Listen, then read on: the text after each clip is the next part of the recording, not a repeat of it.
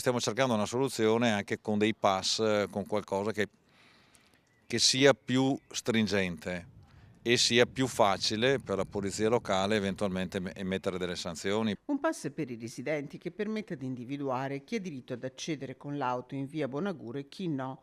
E questa è la soluzione su cui lavora il comune di Bassano del Grappa per dare una risposta a chi vive qui, che si è rivolto alla nostra redazione per raccontare una situazione sempre più esasperata, denunciando parcheggi abusivi e indiscriminati in questa via chiusa nei giorni di mercato e durante il fine settimana.